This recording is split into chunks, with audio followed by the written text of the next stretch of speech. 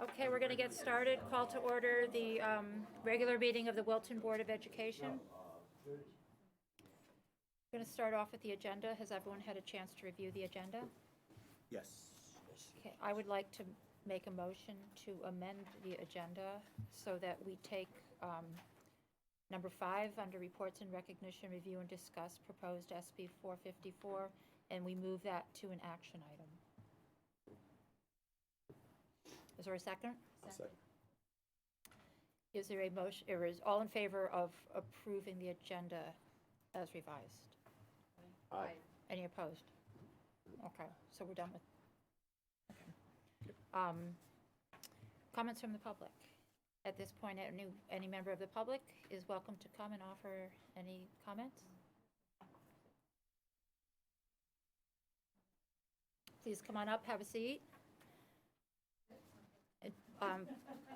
Speak loud into the microphone. Please tell us your name. Hi, I'm Susan Russell. I have 2 teenagers in the Wilton School District.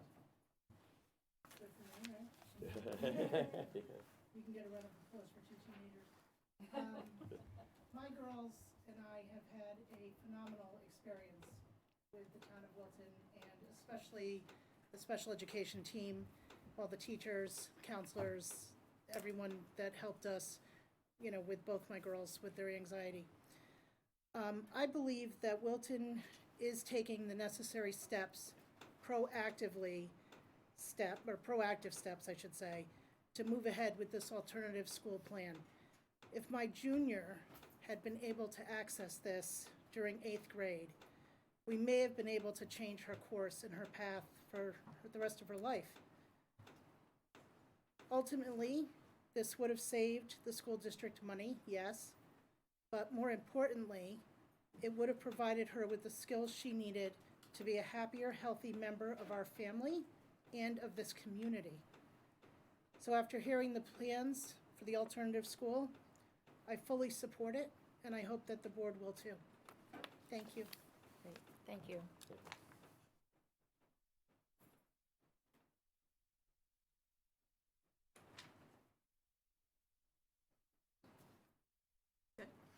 Hi.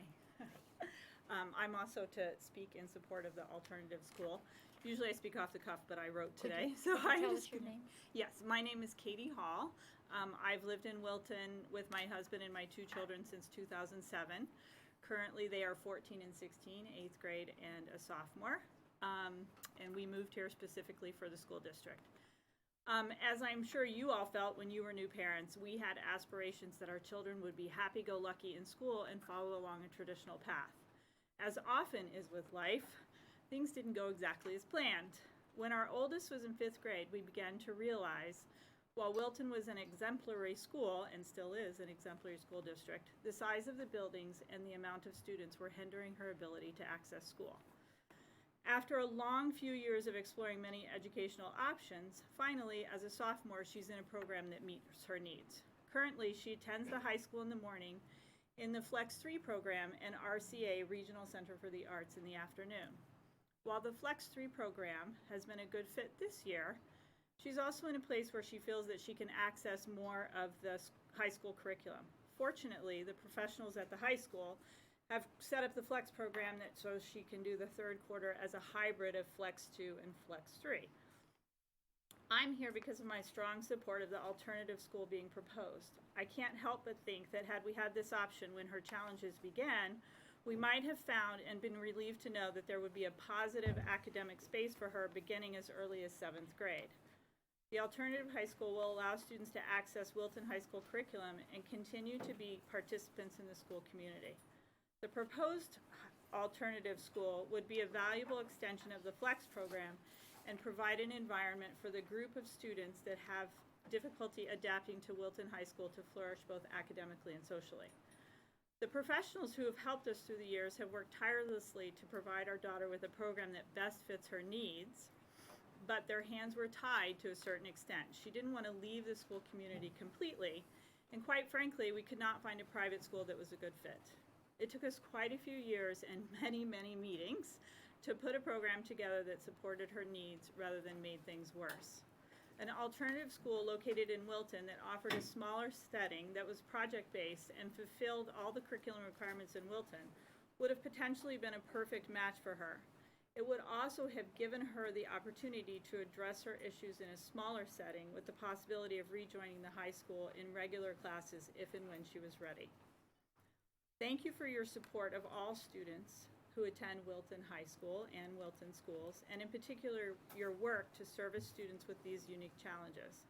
The proposed alternative school is a well-thought-out, positive addition to the Wilton school system that would provide a place for students who may struggle in the current high school or middle school, as in our case as well, to continue to advance both academically and socially.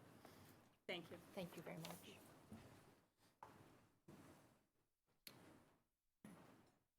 Would anyone else like to go? Okay. Hi. Hi. Hi. Should I sit right here? Is this okay? Please. Hi. I just have notes on here. So my name is Isabella. I am a senior, or actually not a senior anymore. I graduated on Monday, so finished with the school. Thank you. And to speak to that, I will say I have had a very unorthodox high school experience. It has not been like everybody else's. I've been in and out of different programs to help with some mental health issues, and the Flex program has been incredible through all of it. Freshman and sophomore year, I would say, were the hardest parts of this for me. Freshman year I was barely in school, and sophomore year I was just sort of coming out of the harder times. And I did make it out, and I made it out early, and that's super cool, but that didn't come without a lot of struggles. And I think having an alternative program would have been perfect for me, at least for freshman and sophomore year. So yeah, I made it, but it wasn't easy. And I ended up looking at some other options with my parents, and we were looking about being outplaced in different programs. And when I went there and I would shadow a few places for a few days or a week or two, I ended up feeling really negative when I left. It wasn't the best place for me, and I ended up sticking it out at Wilton High School. And while the Flex program was incredible and did everything in their power to help me, I still ended up feeling, really sad and having a really hard time. And I think a lot of those hard times could have been prevented if it was for a program like an alternative high school. I know someone now, on a personal note, I have a really close friend who ended up was outplaced at a different program, and I almost think she's worse off now than she was before. I also have another really close friend who just couldn't physically get through the doors of Wilton High School, and now she's doing online school, and she really hates it. So I think an alternative high school would have been perfect for all three of us. I think some of the pros of this would be the small classes. I am in flex classes, or I should say I was in flex classes at most of my time at Wilton High School, and while those were wonderful, I also felt a little isolated in those classes. I was in classes with 4 or 5 people, which might have been great, for some people, and for me it was good and bad. I think some of the worst parts was feeling like I wasn't a part of the community. I would kind of lower my head walking into classes, and what if someone in my grade sees me and they ask where I am, and that almost made it a little harder for me to get to school. I think having an alternative program would make me feel comfortable to go into school and be in those small classes and thrive in that project-based learning and that sort of setting. So that's definitely one thing, and that transitions into project-based learning, which I think would be another great thing. I think I'm a smart person, and I work really hard, but some of the traditional homework that gets put on us can be really, really stressful, even for smart people. And I ended up not doing a ton of homework in high school because of the flex classes, and I think, I definitely grew a lot, and I learned a lot, but I think having the project-based learning would have made me learn and grow 100 times more. And not being stressed about homework or this, that, or the other thing, being able to go in school and do something I was interested in and really, really grow. I'm a visual learner, I'm an auditory learner. I can't just sit and, somebody gives me a worksheet and I do it. That's not how it works. And for a lot of people, it doesn't work like that either. So definitely, that's a great thing. For me, I had a lot of hard times with anxiety, and there's a lot of other people who have anxiety too at this school. And highly anxious students, they find it difficult to be in the hallway, with 300 and 400 other kids at a time, and to go from class to class and to walk through school, in the beginning of the day when the buses are coming in, it can be really overwhelming for a lot of people. Having a smaller, safer environment where you can come into your school and not be okay and have that be okay is would have been life-changing, I think, for me, to have that freshman and sophomore year where I could just walk in and sit and be sad and still learn and get stuff done. You know, I think that would have been great. Another thing, too, getting a Wilton High School diploma is so important, and I'm so grateful and lucky and proud that I got one, and I'm really proud to have that with me and to be able to say, I'm getting my Wilton High School diploma. You know, that's a really big accomplishment. And for my friend who now does online school because she just couldn't get through the doors, she doesn't get that.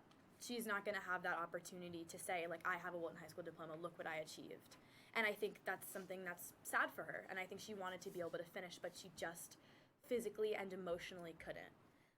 I think going out of school into another district, I don't know if that's a great idea either. I know my friend who now is outplaced at another program, she can still come to prom and she can still go to counties and PGP, but I don't think she really feels as much part of the community. And I think still being able to work with the same teachers that I knew in Wilton High School and be able to see the same nurse, the same social worker, to see familiar faces and to be able to feel like I'm a part of it, even though I don't have to walk through those doors every day, would have been another huge pro for me. You know, I think that goes along with having access to activities, clubs, resources, still being able to be a part of the community without, you know, having to go through those doors and having to sit in those classes. So yeah, I think overall, Wilton High School has been incredible.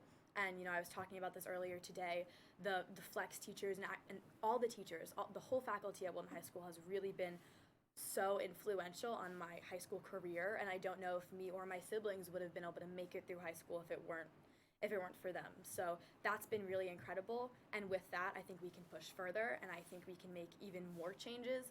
And I think that something like an alternative high school, well, now I've made it to the point where I'm not even in high school, freshman and sophomore year, that would have saved me so much suffering and would have saved me from so much sadness.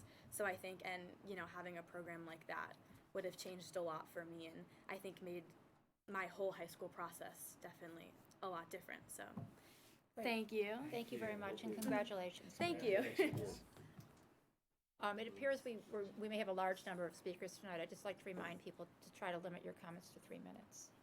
Thank you. I don't know how you follow Isabella, but Yeah, right. that was amazing. And on that, I completely support the alternative school and really appreciate Wilton for looking at that. I'm here today actually to encourage you to join us this Monday, February 4th, at either 10 a.m. or 7 p.m. for the Beyond Measure film discussion at Middlebrook. So many of us moved here to Wilton because of the schools. It is both true that Wilton skills are wonderful and that there are areas which we can do better for both our children and our staff. Beyond Measure is the follow-up film to Race to Nowhere, which we screened in November. And if that film upset you, depressed you, or you saw your child's experience of school in that film, Monday's screening is critical. Many are frustrated and want to change, but we don't know what that change looks like. Beyond Measure highlights schools around the country that have made innovative changes which have greatly increased the learning, thinking, and opportunities for success for their students and better prepare them for life beyond high school. We are lucky in Wilton to have administrators who are open to making changes to improve the education and lives of our children, but they can't do it with our community's support. Wilton High School is moving to block scheduling to allow for more engaged learning and to decrease student stress. And if you wonder or have doubts about what is possible, this is an excellent opportunity to see new ways of educating children in action in this film. This series culminates in a community conversation on Monday, February 25th at 7 p.m. here at the Clune Center, so please save that date too. It will be your opportunity to share your ideas, hopes, and concerns and be part of the solution. The aim of the night will be to suggest concrete action steps that our community can take. And I'm sorry, I should have said I'm Vanessa Elias with Wilton Youth Council and a parent of the three girls, and I am also a facilitator for a support group in town, NAMI, which is National Alliance on Mental Illness and Support Group for parents of kids with mental health issues. So I appreciate your time. Thank you. Thanks, Vanessa. Thanks, Vanessa.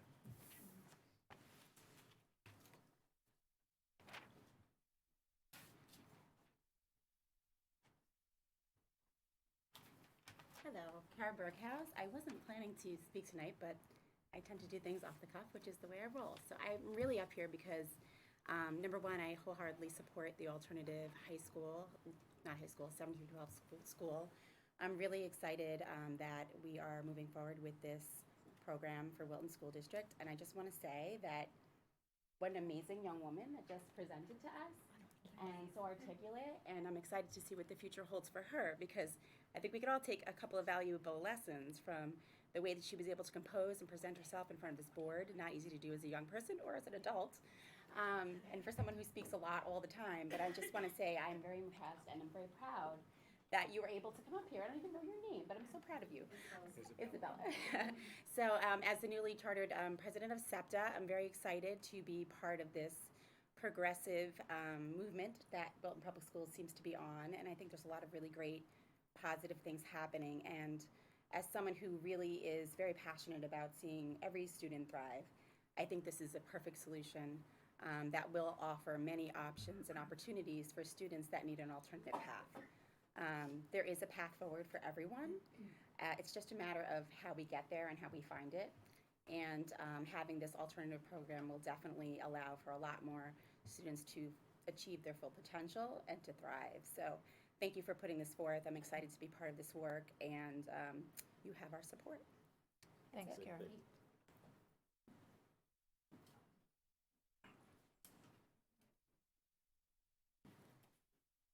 I'll try to be brief, because I could probably talk to you for hours about an alternative high school, but I'm going to try to keep it, that's why I wrote notes, so that I apologize for reading, but I could go on. Noreen, tell us your name. I am. Sorry.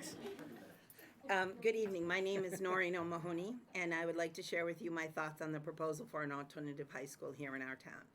Please indulge me as I try to frame why I support this incredibly important proposal. My husband and I are 26-year residents of the town of Wilton. Our 4 children graduated from Wilton High School and have achieved master level degrees and above. 2 of them required special education services and worked extraordinarily hard to overcome their learning challenges.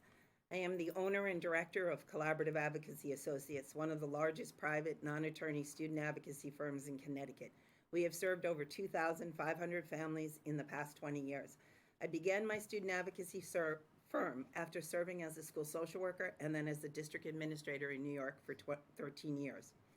During that time, I spent 2 years as the clinical director of an alternative high school for students from Rye, Mamaroneck, and the Purchase school districts. For the students that were offered this opportunity, I can tell you it was life-transforming. Without the option of an alternative high school, these students would never have been able to finish high school, at a tremendous loss of talent to their families and their communities.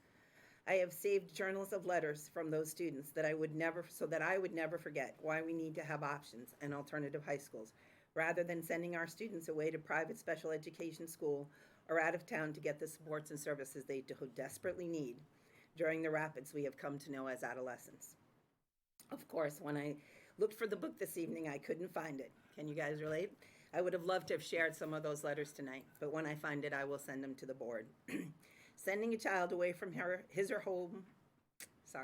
her home's community, school, friends, and after-school activity often makes them face yet another sense of failure and lack of connectedness. The word connectedness has profound implications for sustaining emotional health. It is that connectedness that we feel to each other that grounds us and enables us to move forward in life. The proposal that was shared tonight outlines, in my opinion, a very lean program to start with, and I look forward to working on the advisory boards with Andrea Leonardi and Dr. Smith to ensure that the voices of many families and children are heard as we move forward in designing an alternative option that sets a goal for all Wilton students to experience and achieve high standards that we hold as a community for excellence on their education journey. This is not just for those who can easily navigate the twists and turns of the halls of Wilton High School and Middlebrook. I have sat around the table more times than any of us care to count, struggling alongside families and our town's educators to identify programs that can help our students re-engage in their learning. I can tell you firsthand when we have lost all hope of a student being successful at Wilton High School or Middlebrook, everyone is losing out and feels that loss. I truly believe all children, regardless of the struggles that life has placed in front of them, deserve a right to a quality and supportive education dedicated to their growth and success. We must move forward as a community and offer this option as we strive to meet their needs. Thank you. Thank you, Maureen. Thanks.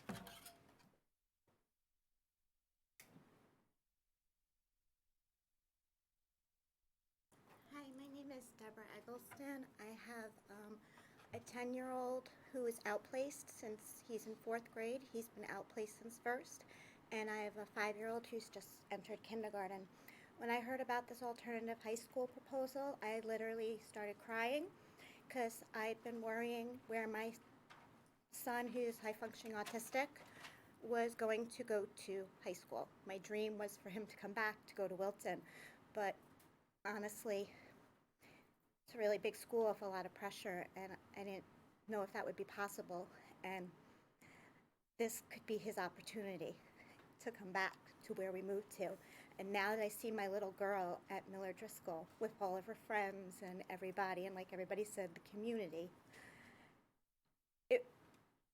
that could be for him too, because he's lacking that, and I want him to be back. So I really want to say before I start crying, but that was from just a regular parent's point of view. Thank you. Thank you very much. Anyone else? Thank you. There'll be another opportunity at the end of the meeting if anyone else decides they'd like to come forward. With that, we'll move on to the consent agenda. Has everyone had a chance to review? Is there a motion to approve? So moved. Second? All in favor? Aye. Any opposed? Okay, that's approved. The consent agenda is approved. Board Chair's statement. Tonight, a meeting is taking place at Trackside, at which members of the Wilton community are coming together in opposition to Senate Bill 454, which would force consolidation among Connecticut school districts. I have closely followed the legislative process at the federal and state level for several decades, and I have to say this is the worst idea I have ever seen.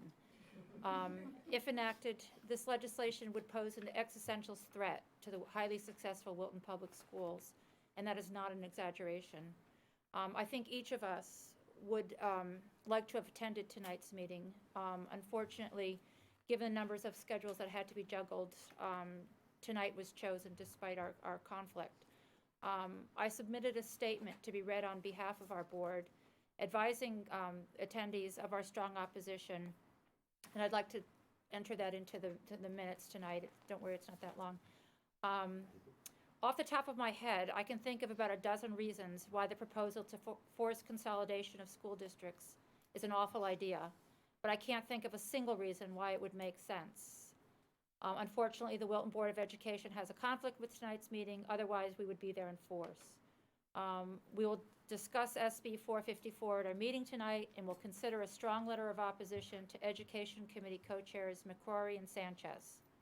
The Wilton Public Schools are the cornerstone of our community and have been built and sustained to meet the needs of our children. Forced regionalization would do tremendous harm to the quality of education and would be an egregious violation of local control of the schools. We will fight this with everything we have. In addition to our letter, Superintendent Smith has submitted a letter in opposition. When the time comes, we will deliver testimony, both in written form and, if possible, in person. Thank you to our elected officials and to members of our community for leading the charge on this. There will be many battles in the days to come, so let's commit to staying engaged and keeping our eye on the ultimate goal of resoundingly defeating this horrible idea. In addition to the letter the board will consider this evening, we encourage all members of the community to become involved in the discussion. Our elected officials have reinforced they impact individual emails can have an influence in the outcome. Dr. Smith has posted on the district website the names and email addresses of all appropriate elected officials. It only takes a few minutes to send an email, and I really hope our Wilton community will continue to send a loud and resounding message on this topic. Thank you. Superintendent's report. Excellent. I just want to give you a round of applause because that's exactly right. We need to fight this with every breath.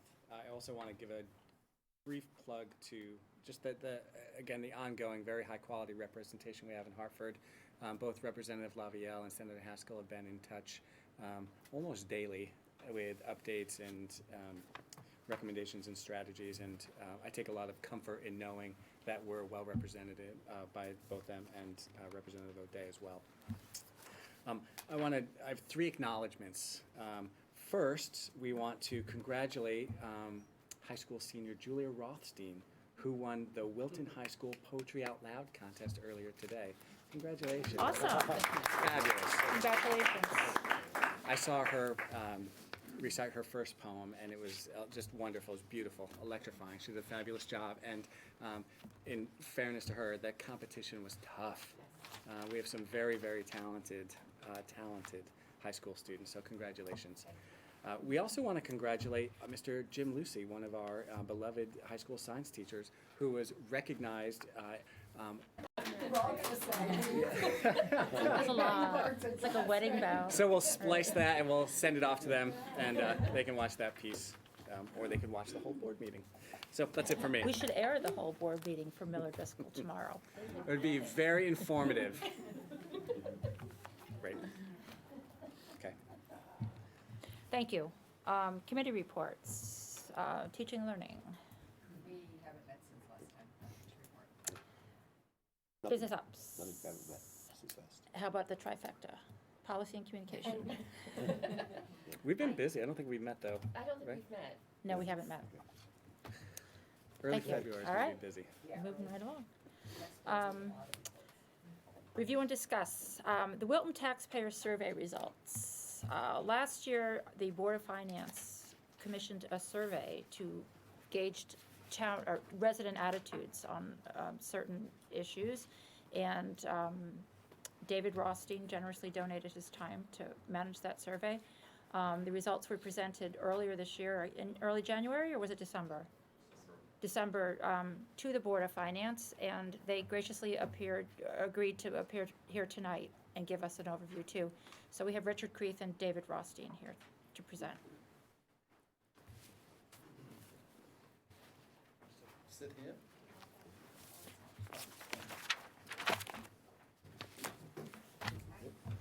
Thank you. Board.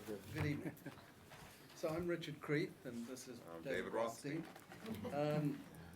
I was, until December, a member of the Board of Finance. I was on that board for 5 years. Sat through some interesting school budgets, as many of you will know. And it became an increasing frustration, particularly to me, that every year we would hear from a certain cross-section of the Wilton population. We would hear from people who thought their taxes were just way too high, and the solution was to cut the school expenditures by 50%. I exaggerate, but only slightly. And we would hear from, later in the process, we would hear from people who have kids in the school system who would advocate strongly for the great system of education that we have in Wilton. I have 3 sons who went through the school system, so I know it reasonably well. And it was always frustrating to me that in total, in a really vociferous year, we might hear from 100 people. And there's a lot more than 100 people in Wilton. So we wanted to find out more about what the Wilton taxpayer really thought about their tax situation, their property taxes and how they were spent and so on. So we commissioned a survey.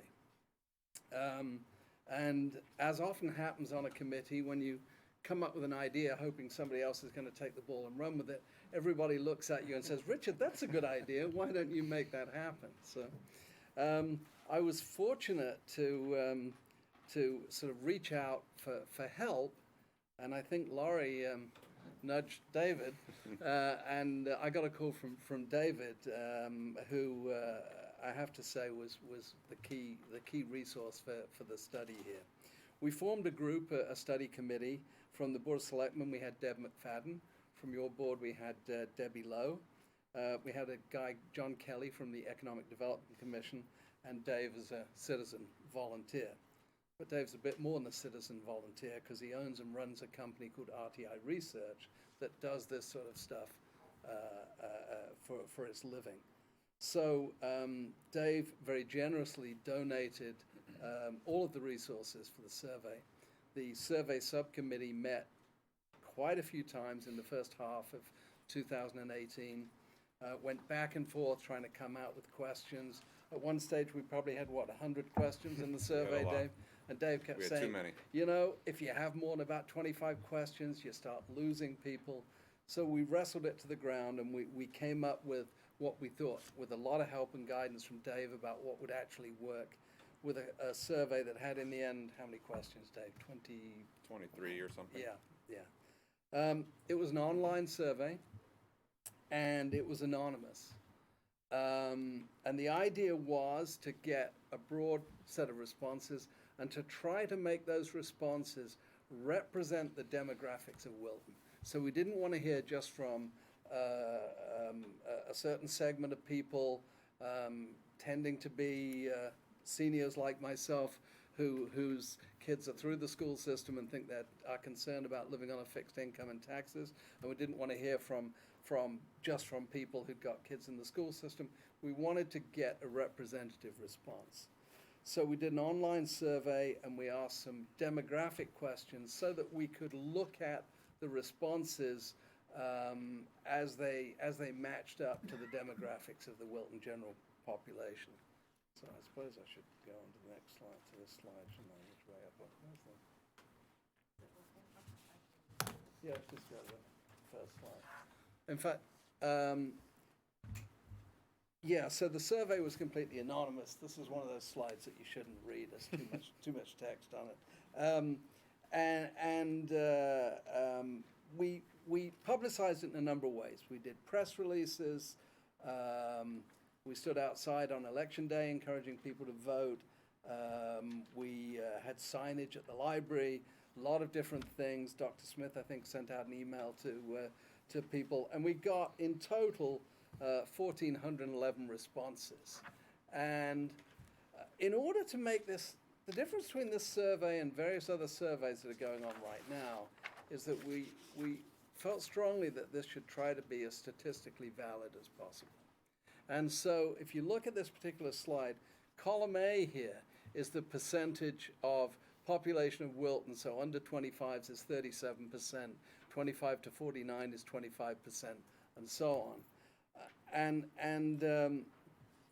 What we did was we actually got 4 responses of people under 25, and we said that wasn't enough to really be a representative group, so we disregarded those because most of the people under 25 are not voting taxpayers anyway.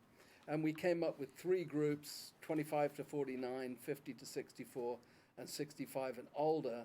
And you can see that 25 to 29 represents 25% of the population. We got 40% of our responses. So we're a little overweighted in the 25 to 49. Equally, we were a little overweighted in the 50 to 64. Hang on, I'm getting this wrong, Dave. Help me out. What am I saying? No, that's true. Well, the number of original responses we got, that's true. And then we had to weighted the data. I'm looking at I should be looking at column D here, right? So basically, 25 to 49 is 49% of our responses, as opposed to 25% of the population. So what Dave did for us was weight the responses so that, as Dave put it, the 65 and older were given a slightly louder voice, and the 25 to 49 were given a slightly softer voice, so as to make it reasonably representative of the population. So without further ado, if we get into the actual results, Dave, do you want to start? Sure. And what we're going to do is run through the slides that are relevant, I think, to this board. There's other stuff that you have in your material that we don't need to take your time up tonight.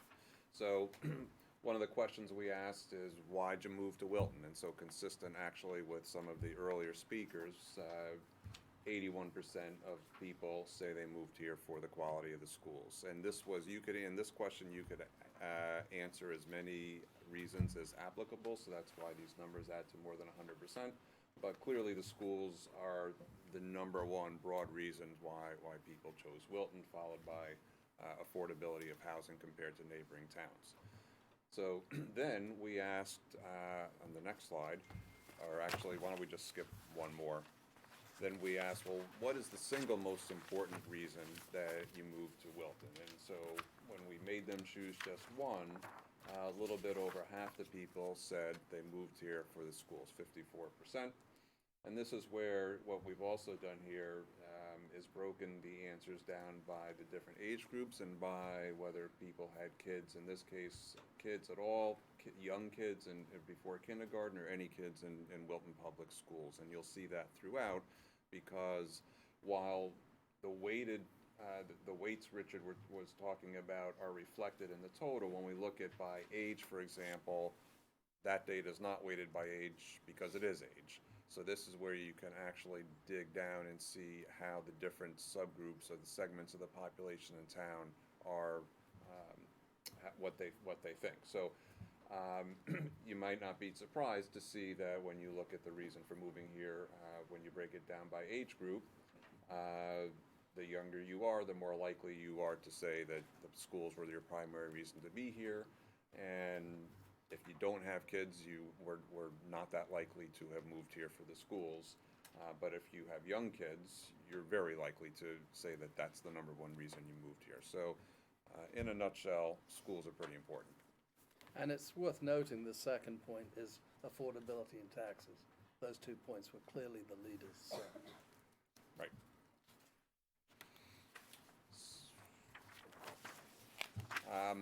So we then followed up with a question, well, how well has the town met your expectations on the reason that you moved here? So we looked at this by the two main reasons people moved here, both quality of schools and affordability of housing. So for those people that came here for the quality of schools, 76% say that the schools have met or exceeded their expectations. It's pretty good. You can see it's pretty similar across age groups. I think there's kind of this interesting trend going on in the bottom portion where it says a 10 WPS, and we'll see this kind of play out again in a later slide, where it's kind of the more experience you have through the school system, the less likely you are to say that the schools have met or exceeded your expectations. Or maybe said differently, because the numbers are generally so high across the board, the younger your kids are and the fewer years they've had in school, kind of the happier you are with the schools as a parent. So 88% at that age say it's met or exceeds expectations, which drops down to 70% by the time they have kids in high school. So it would be, we said at the Board of Finance meeting, it would be fascinating to be able to compare that to the same question with other towns, because that just may be the way things are with life as your kids get older. But the numbers remain quite high in any case. And the same is true really for housing affordability as well. So essentially, bottom line is that for the people that moved here for the reasons they moved here, believe that the town has delivered what they were expecting. So now we get into some specific school questioning and school information. So we asked we understood with a lot of help from Debbie, we understood about the DERG and how the DERG is obviously in total so well regarded or highly regarded within the state. And what we wanted to know from people is, well, what do you think the goal should be for the Wilton school system within the DERG? And you can see the question wording at the bottom. We obviously didn't use the word DERG. So 69% of all of the people that we asked said, yeah, I think Wilton should really be among the top few schools within that group. And then by age, the younger you are, the more likely you were to believe that. And interestingly, it pretty much carried consistently through parents, regardless of the age of their kids. So a lot of people feel like the goal for the school system should be to be the top. There's some people who are in the middle, and then there was a smaller group of people who felt, well, that there just shouldn't be any kind of goal.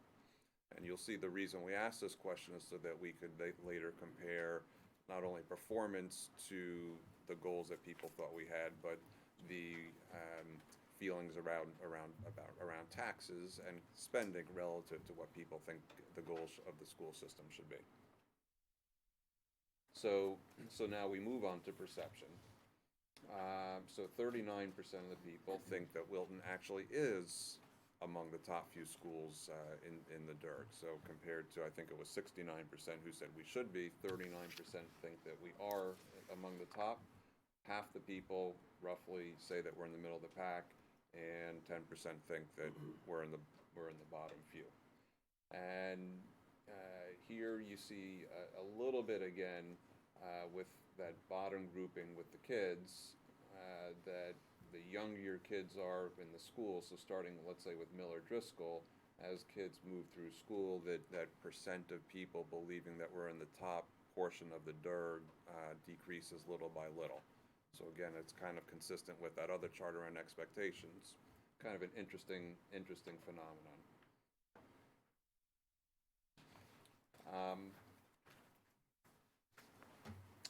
Here, what are we looking at? Here we're looking at the performance. This is school performance based on what people said the goal should be. So at the top, again, is the same performance chart that we saw before. And now we're looking at, well, among people who believe that we should be in the top portion, how do they perceive their performance? So 46% of those who believe we ought to be among the top in the group, just about half think we're there. And just about half think we're in the middle of the pack. Among those that think the goal should be, we should be in the middle of the pack, most of those, 3/4 of those people say, well, we are in the middle of the pack. And then among those with no goal, you can see about 30% think we're in the top, and 60 say that we're in the middle of the pack. This slide is particularly interesting. This is one of the things that the Board of Finance particularly wanted to know about is perception of the current level of spending, because we hear a lot about this on the Board of Finance. Interesting results, 41% overall of people think that spending is too high, but 34% think it's about right, and 18% think it's too low. So more think it's about right or too low than too high. And a significant breakdown by age. That 65 plus, 59% think that the spending is too high. This doesn't surprise us, or didn't surprise us, but it's interesting to see this borne out by the survey. Anything to add on that, Dave? Nope. So, yeah, why don't you? So here, also continuing to look at spending, or perception of spending. So the middle section, desired school performance goal, is perceptions of spending by what people think the goal should be. So here, similar to the other page, really not that surprising that the people who think we should be in the top portion of the school are the ones that are least likely to say that the spending is too high, and more likely to say it's about right, the 39%. And it should also be noted that group who believes we should be in the top, you can see it here with 1,001 people, which represents the base size of the number, is by far the biggest group. So that's a big group saying 29% do think that we're spending too much, but in contrast, 71% say we're not. So you can see the what's happening there, and then the same. And that, just to interject that, that's pretty important to the Board of Finance to know that breakdown, because somewhere in the middle there is the group we never hear from. Yeah, good point. And then the bottom group of bars is the perception of spending by the perception of school performance. So the people that think we are in a top school, 30% of them say spending too high, 40% say it's about right, 23% say it's too low.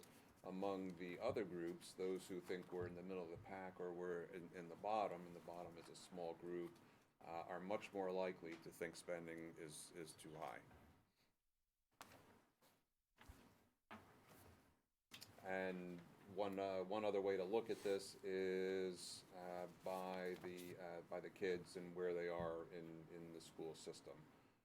So here too, you kind of see this trend. It's a small one, but as the kids move through the system or get older, people become more and more likely to have a perception that spending is too high. But from the Board of Finance perspective, you look at those bottom two bars, any in Wilton Public Schools Yeah. and none. Yeah. That's a very meaningful set of data for us. Right. So this was an interesting question, right? Yes. Yeah. You wanna talk about it? Yeah. How do you think taxes compare with other towns? And surprise, surprise, 64% think we pay more than other towns. This is why we'd love to see a similar survey done in other towns. And I'd stake quite a lot of money, and I'm not a gambling man, but I'd stake quite a lot of money that you get about the same result from any town around. So it's really interesting, and there's another question that we come to later on, which basically contradicts this one. So there you go. I think it speaks for itself. People think their taxes are too high. Everybody does. Yeah. So these next set of charts are kind of interesting, and what we were trying to get from asking these questions was sort of the sensitivity to how much are people willing to spend in order to accomplish the goals, or in order for the town to accomplish the goals that they believe the town should accomplish relative to the school. So if I think the school should be a top performing school system, how much am I willing to allow my taxes to go up in order for the schools to accomplish that? And so what we look at when we plot this chart out is the percent of people that are not strongly opposed. So this is not to say that these people are saying, yep, please raise my taxes. So this is, you kind of keep raising the bar or raising the price, which is the tax increase, until people become strongly opposed. So to walk through this chart, we start out with 78% of the people who don't think that who say that that are saying that the current level of spending is not much too high. Despite the fact that 64% of them said their taxes were too high. So. Right. Correct. And then the next question they see is, okay, so if your taxes went up by 1% for the school to accomplish the goal, how would you feel about supporting that tax increase? And what you see here, as I said, is the percent of people who don't strongly oppose that tax increase. So 55% either support or neutral, or it might be slightly opposed to that increase in tax in order to accomplish the goal. And then, of course, as the tax increase goes up, or the price goes up, the interest goes down. You see, to that 19%. And so we looked at this a few different ways, where we cut the data a few different ways, and it actually comes out exactly as you would expect. So on the next page, you can see that by age, the younger cohort, the 25 to 49, start out being more open and continue to be more open to paying more to accomplish the goals than the middle-aged cohort or the older cohort. So not surprising there. And then we looked on the next page at how this plays out by the perception of school performance. So similar to what we saw before, if you believe the school performs at that top level, you are more willing or less strongly opposed to tax increases to accomplish the goals that you think should be accomplished, and then the middle, and then the bottom. Same exact pattern here. So the higher the goal, the goal you think the school should have, the more willing you are to pay for it. So that makes sense. And I think there's one more. with, that just is based on the kids in school. So again, here, if you have kids in school versus not having kids in school, you are more open for sure to some kind of tax increase in order to meet the goal. Especially you can see at the early stage where you're talking about people with the youngest kids at like a 93% who say the current spending is not already not much too high, versus with if you have no kids, only 64% say it's not much too high, which means 36% say it's already much too high. So, which is what we expected, and that's why, as Richard alluded to before, we were careful about not only getting the demographic information, but then when we looked at it in total, weighting it so that in total the 1,411 people absolutely are representative of the population. And as we said at the Board of Finance meeting, if we were magically able to interview another 1,411 people, I wouldn't expect the results to be any different than what we're seeing here. And then I think unless you want to keep going, I think the last slide we'll show you is this one, where we asked about support or interest if you could magically increase funding for any one of a variety of town services. Where would you put your money if you could do so? So both economic development and schools clearly came out as the two areas where people would invest their money.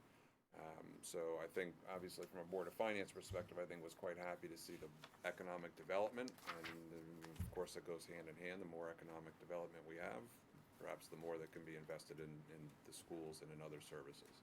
But the schools clearly are important, and it ties back to the very first couple of slides that you saw, which is that's why people came here. So, and you saw there's other slides that you all have, but that covers other stuff outside of the school. Questions? I have a question. I think it's just is validation of a lot of assumptions that we've been making over the past few years. Yeah. That says, what we thought is right. It's what's going on, how people feel. So If you've I've been attended the waiting. town meetings over the last few years, you Yeah. come away with certain assumptions, and the survey just validates, pretty much those assumptions. So I've been waiting for someone to ask me, well, Richard, what is your one-sentence sum up of what the survey showed us? Richard, what's your one? Glad you asked that. Basically, I think there's a lot more support for schools out there than we hear from. We, the Board of Finance, not them on it anymore. There's a lot more support out there than might appear, and not more than some of us suspected, but I think there's a lot of support for the school system and a lot of recognition of the importance of the school system in the economic aspects of Wilton. So So how do you think that this survey will inform decisions of our Board of Finance? What's your feeling on that? I would hope that when they are, and I think this year is setting up to be a less confrontational, less controversial year, but I would hope that in the middle of discussions which happened last year and the year before, the Board of Finance would remind themselves of the strong support for the school system that 1,411 people who took the trouble to do the survey indicated to us. And Maybe we should start the discussion with a review of the survey. I wouldn't be a bad idea. Perhaps I'll suggest that to them. I think it's good. I mean, as I said at the beginning, I always felt, and the rest of the board always felt that in a very engaged year, we might hear from, and I was the clerk to the board, so I replied to the emails, we might hear from 100 people, 150 absolute tops. And we'd hear from people at town meeting, and we'd hear from people at our public hearings, but if we got 50 people at our public hearings, that was a big one. And we get people who are very engaged, and I always had this thought of the the young couple, I remember when our kids were young and I was out at clients and I'd get home at 8 o'clock at night, and the last thing I had to do was time to go up to a Board of Finance meeting and tell them the school budget wasn't high enough or it was too high or whatever. And I think there's a lot of busy people in town who value the school system, and we don't hear from them except through the survey like this. So that's my take. Any other thoughts or questions, comments? I just want to reiterate that, first of all, it was fun to serve on the committee. And second of all, to thank David for his time, because the trouble with which he, and the care and concern about how the questions were worded, how to make sure there was a representative sample, how to weight it if it wasn't, how to display the results, it gives this a lot of credibility, and I think that's important. Sure. And not only Dave's time, but the resources of his company that did all this work. So it really is much appreciated. Thanks, Well, Dave. you're all welcome, and hopefully it is useful. So not a bad idea, perhaps, to ensure it informs decisions, and that's what it's meant for. Great. Thank you very much for coming. Quite in welcome. tonight. Thanks. Next up, review and discuss the Wilton Public Schools Alternative School Program. Do you want to? You're up, go ahead. Okay, so, thank you for the time. First, before I begin, I'd like to thank, if you look on page 2 of the proposal tonight, we have engaged a variety of people in this work. So while I sit here tonight, hoping to explain to you the proposal and give you information to consider, know that this is work that has been a collaborative effort of faculty, of staff, of students, of parents, and of community members who are professionals in working with the kinds of students we're talking about tonight, who have helped us to clarify our thinking and create this proposal for you. So I'd like to thank all of them. Many of them are here tonight. I'd like to thank all of them for their time, their energy, all happening over and above their busy lives. So I thank them for this. As I think about this work, I want to talk to you about the need that we see. So over the past couple of years since I've been here, I've been on what I've called my listening tour. All last year I listened. And I spent a lot of time listening to families, both individually in my office and in groups across the town, speaking to staff at all of the schools, speaking to our teachers, to our mental health providers, to our administrators, speaking to different community groups. And what I've learned about Wilton is how much care you take for all of the students here. And one of the things that began to emerge in my thinking is where there are some areas within what I call our continuum of service that need to be shored up, and this is one of them. So we present to you a proposal to create an alternative program for students in grades 7 through 9, or 7 through 12, that really takes a look at building both rigorous academic learning as well as the development of skills in social and emotional capacity that we see as when children are struggling in the middle and high school years. A lot of data has been reported to you over the past 2 years that I've been here and long before, including some of the data from Sonia Luthar, some of the data from our school climate surveys for middle and high school, on things like connectedness, on things like anxiety and depression and the heightened levels of anxiety, depression. We see the ramifications of that at the individual level, where students and families are struggling with a number of what I would call maladaptive coping mechanisms. They're having difficulty managing anxiety, and that can look like school avoidance, class avoidance, limited ability to maintain emotional control, self-regulation. It can reach levels of suicidal ideation, suicidal attempts. It can reach non-suicidal self-harming behaviors like cutting and substance abuse. And we're seeing increasing numbers of those students in our middle and high school kids. We propose to create a very small program, not a separate school, but a program of the middle and high school that would be located at Trackside for students in grades 7 through 12. We talked about, in the proposal you see a referral process talking about the curriculum. The curriculum would be based in all of the core standards of the Wilton Public Schools curriculum. So the English standards, math standards, science and social studies standards.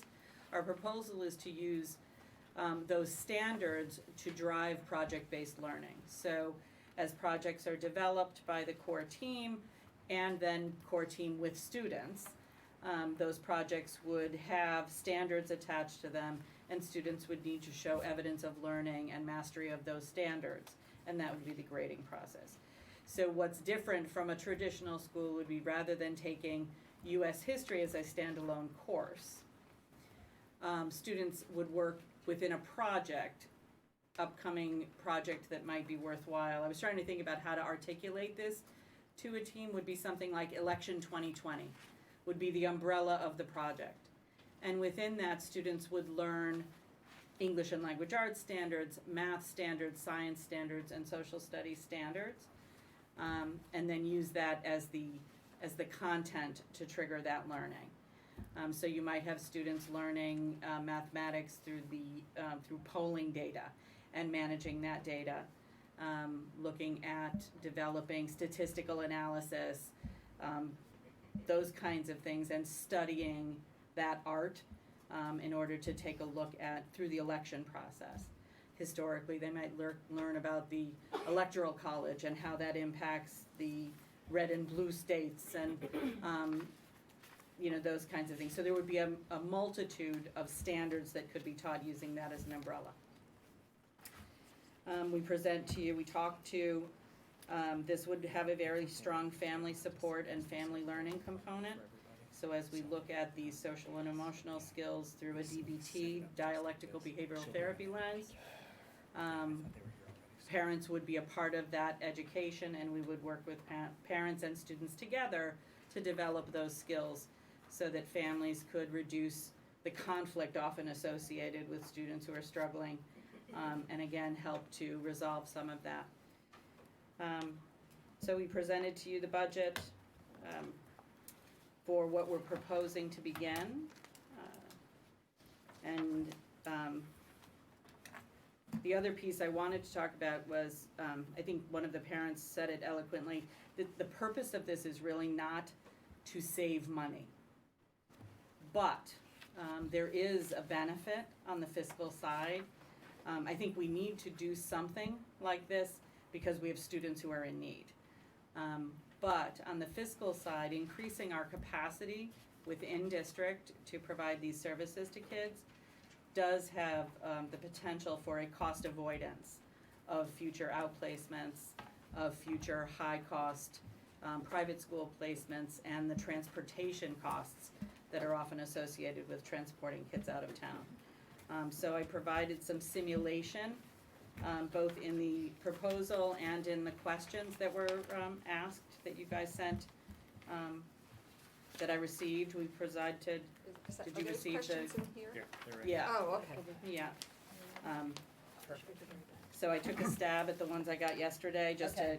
to, so forgive me any typos that might be in there. It was a kind of a rush today to try to get some information there. But we tried to give you some simulation of cost avoidance, and what the possibilities are if we maintain students in district. One of the difficulties, and one of the questions you asked that's difficult, is the projections. Until we begin, it's hard to project what students we may not know now who might be interested in this, or families that might be interested. I will tell you that since this was in the first, I think it was the Wilton Bulletin that had a small article, I have gotten a number of phone calls, emails from families that I didn't know, who thought that this might be something they'd want to consider, and wanting to learn more about the possibilities for their young people.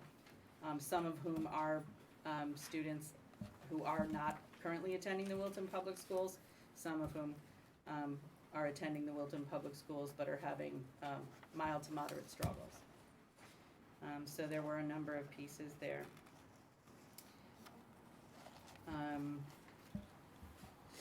So I offer this to you and would be happy to answer any questions, and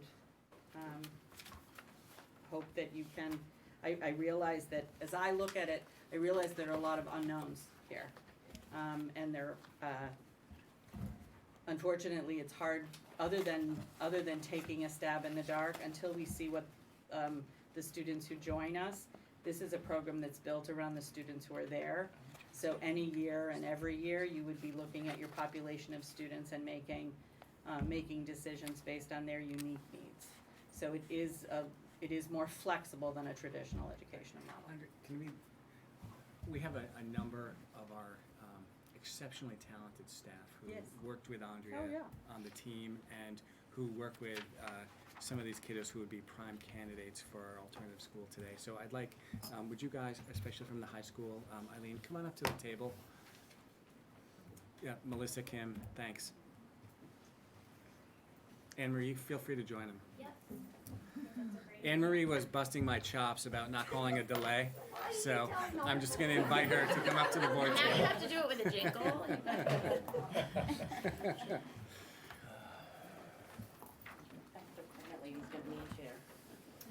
I didn't mean not to invite them up, we didn't talk about that, so I didn't want to put them on Right. television without. We know each other, right? So we're comfortable. So just take a minute and I'd like you to just paint a picture for our board and a couple of things. So, they've heard kind of at a high level about the characteristics of the students with whom we're working and who the target population. But provide us a day in the life, and then can you also take a minute, and as you've been imagining and planning this alternative program, can you just take a couple minutes to describe what you see as well, and why you think it's going to be such a home run?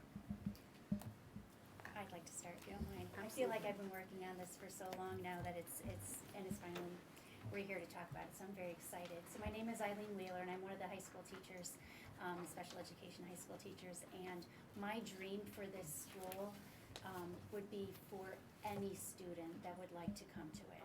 I'm not talking about just students with special needs or students with anxiety. Any student in Wilton would have the opportunity to go as long as they were in 7 to 12. I feel like it would be a dignified space for these students to come in every day and be excited about learning in a non-traditional way. I think that they would be, all their fears of walking through busy hallways and stresses of tests and midterms and finals would all go away, and we would finally be able to have them available for learning so that we can get through to them in a non-traditional way.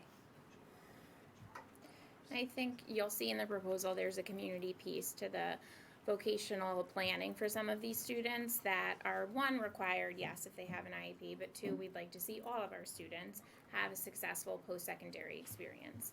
And a large part of that comes from community involvement.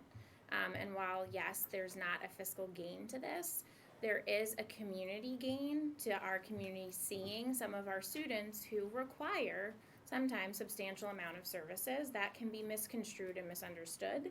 And for our community to see those students out having community vocational internships or joining in community participation and community service learning brings a whole different scope to some of our community members on what our students are capable of, even when their profiles are a little untraditional from what they might expect. And at launches, we see so many kids struggle, especially when they get into that post-secondary planning and their route is just not the same as everyone else's, and they don't know where they fit, so it can be hard to keep the momentum for them. And this gives an opportunity for them to really develop an individualized plan that can really launch them into what they're going to do for the rest of their life. I think for me, in my experience in working for many years with students at risk, we have kind of a failure model. And this becomes a proactive way of reaching these kids before they have to fail over and over again. And then then there's so many more issues to begin to deal with in terms of their self-esteem and how they see themselves as a learner or the failure to learn over many years in school. And this really gets them early on and gives them an opportunity to shore them up. I think it's a painful process to watch students go through that and then end up in an alternative location that's not in their home school, which there's a lot of barriers and a lot of negativity around that. And visiting a lot of these places, we know we can do a better job than what's out there, and we can provide, I think, more rigor and better supports than some of the programs that our students transition into. So. I'm Anne Ray Meehan. I'm one of the flex teachers. I work with Eileen Wheeler. Working with some of these students is my first experience. So this is my 4th year teaching in Wilton, and my first experience working with children who have so many mental health issues. And one of the things that really surprised me the most was how intelligent these students are, and that their emotional state holds them back from being able to express that and show the world what they are capable of. And I think it would just be wonderful for them to be able to do that and feel good about themselves and their self-esteem to be built up, because they don't always feel that, and it would be nice for everyone to have that. Thank you. Wonderful. We had a number of questions that we're just getting the responses to tonight.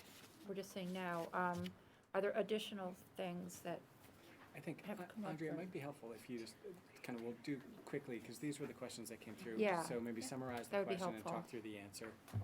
Well, as we just talked about for the enrollment projections, we built the model around a group of up to 25 students. We expect that in year 1, we will have south of 25 students. We're looking at likely 3 to 5 middle school students, and then up to 20 high school students is what we're anticipating. We would expect that we would be somewhere south of that in year 1, by the end of year 1. The program would have rolling admissions, so students could begin. The plan would be to begin at each semester break, September, January, but we would leave some wiggle room for students who needed a more emergency placement, who really needed to be more quickly entered into the program. So we would have some flexibility there to work with kids on an individual basis, but the plan would be to start at the beginning of a semester, because that's where we would design units around a semester. What about, what happens when you've got more than the 20 kids and you've got 3 teachers to manage 20 kids who have all these different needs? And Yeah. I think that's where we would need to look at as this develops. You're going to see whether or not it's going to be something that has more of a subscribership than we are anticipating. If that were to happen, I think we would need to cap it at 25 with the staffing we're recommending. But certainly if we saw a much higher level of need or want in the program, then we would come to the board at the budget time, at the appropriate budget time, and talk about that we had more students and families who were interested in in need of the service. So I think that would be, in the same way we do with all the schools, if a need arises, we would come to the board at budget time and talk about how to meet that need. But then in that scenario, it's not just a budget issue. It's, if the goal is to keep it to a small environment where the kids really get to know each other, the staff gets to, as you're growing larger and larger, you're losing that. And before you know it, you're becoming a large-sized school again, which is not And what the we would original have mission to- of this project was. Right, and we would Yeah. need, we would need as a district to make decisions about that. I mean, certainly if we ended up with 300 students wanting to be there, then that would be a different discussion. Right, of course. I don't anticipate that. I do anticipate that somewhere, we'll find a sweet spot. I'm thinking 25 is about that, but it might be slightly larger than that, if parents see it as a value and students, if students see it as a value, then they'll start to talk about it. And that might generate more students wanting to choose in. And to that point, and to Eileen? Yes. Point, I saw in the proposal through the flow chart that a student themselves could apply Yeah. to, can you speak to that? Because that seemed kind of strange to me, that a student could apply themselves. I mean, is this, are we assuming that this is with the parents' knowledge? Yes. And Oh, yeah. sign? Okay. Absolutely. Of course. And to Eileen's point that said she would like to see this open to all students. So if I just simply hear good news about this and I think, oh, I'd like to go to that path. So I'm wondering, what's our process for determining who's in this program and who's not? So if you could speak to that. When you learn about best practices in looking at alternative schools, the best alternative schools are the term of art is a school of choice. So students and their families, of course, would choose into the program rather than being forced into the program somehow. And so what we're proposing is that this is an opportunity for teams of educators, parents, and students working together, identifying a need and proposing a solution, but that the student and parent would need to buy into and choose into the program, rather than being forced into the program in some way. And we would open it up to any student and family who wanted to consider this as an option. If they, as long as they're a resident of Wilton, this would be open to them, and in grade 7 through 12, obviously. That this would be open to them to consider as an option. We don't want to rest our sole decision on just teachers or school staff making the recommendation. If a parent thinks this would be of benefit to their child, then certainly we'd like to open it up for the consideration of a team. And I'd like to see, you probably don't have it tonight, but I'd like to see more detail around the flow chart and the decision-making process. You know, what the We've started creating kind of mock forms. Yeah. As we think about, Okay. what would be the process for a student and family to come talk to the team, a visit. Okay. I mean, you see it in the flow chart, but with the time we had, we didn't Sure. want to build forms that might never get put into. Right. But we've talked about kind of the form, the process, the timing, that decisions could be made in we don't want this to be a long, drawn-out process, so that students and families are working with the team. Yeah, I mean, I share your concern greatly.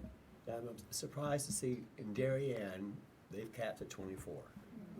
I have a kid who would benefit greatly from this program, and I'm a citizen in Darien, and I say to you, I want my kid in the program. You say, well, it's capped.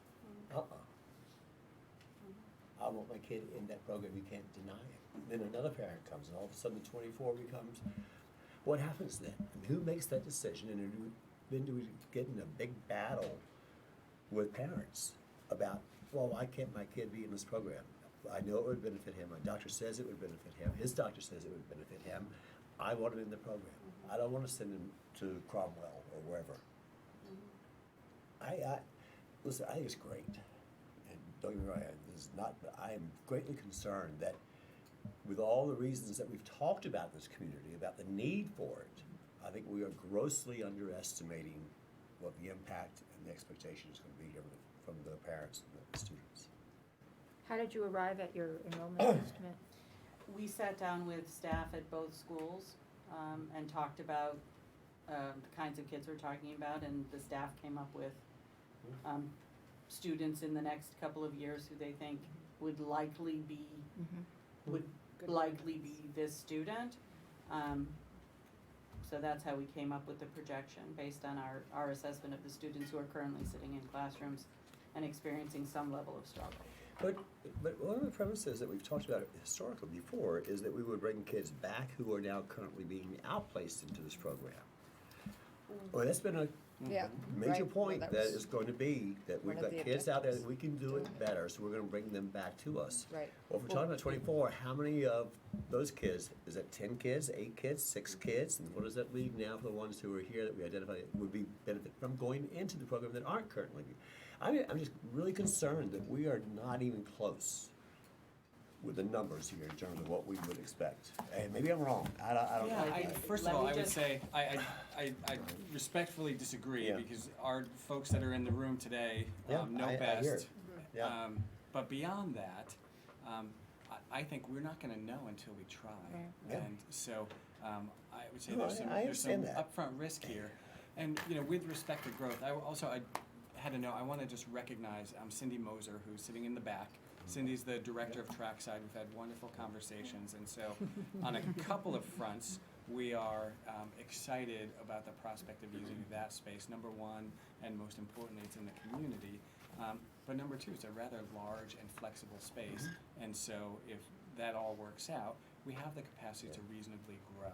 And so I think I'm not worried about the demand or of meeting the expectation that, given an early successful track record, it'll become a school of choice for students who are currently in programs outside the community. I think it's If I wonderful. can just say one word about that. From the very beginning, and I think from the very beginning I have said, I don't anticipate, I am not, this 25 are students currently sitting in the Wilton Public Schools. The students we currently have who are in outplacements, I don't anticipate that the family of a child currently in an outplacement and finally stabilized is going to take a risk to bring a child back and create dysregulation.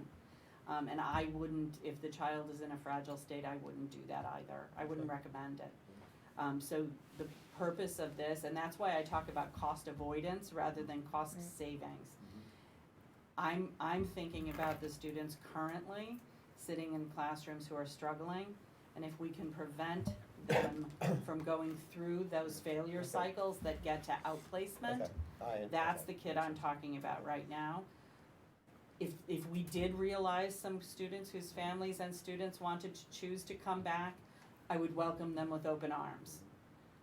But that's not the purpose here. Those kids are settled and they're being educated right now safely. So I wouldn't risk that for this. That's a good clarification. Yeah. So, What about our current flex program? What is would the impact be currently on our flex program at the high school? I mean, flex, again, I think about this in a continuum of service. So all of our students, there's a continuum of service in special education and in all education, that not all programs are necessary for all kids. There are students sitting in flex right now who aren't doing well, they're doing okay, but they're not doing well. And I think this might be a better option for them, which would free up room for kids who might be sitting in general ed classes that should be in flex. who might need flex. Yeah. And I think this would provide just another layer in our continuum of services to support more students. It's not this or that, but this and that. Does that make sense? Yeah, no, it does. I was just curious, what would the impact be currently in the flex program, which is a wonderful program. Yes, I it mean, is. It's just great. It's great. I mean, it really it serves great needs. So. And that continuum is just so important because kids, the needs vary so much. And so what works and can stabilize one student with minimal support, yet another student may need more layers, and that can change over time. So to be able to have just one more layer to support students, we're thrilled that opportunity might be there. Yeah, just a quick question about trackside. Was any consideration given to Gilbert and Bennett? In fact, yes. I would encourage everyone to go take a tour of Gilbert and Bennett. It is a full-on artist colony, and they use every space. It's Do they really? magnificent. Oh, cool. It's what a wonderful hidden gem for Wilton. But I walked through. There's not an inch There's of not space. an inch of space left. They'd love to do programs with us, but Okay. not feasible for this program. Yeah. And Would've been Comstock? great if it was empty. Comstock also sounded to me. We've talked with Steve a couple of times, and it just, the timing's not right, and they have, I think, a number of irons in the fire where this program just wouldn't be a fit for that space.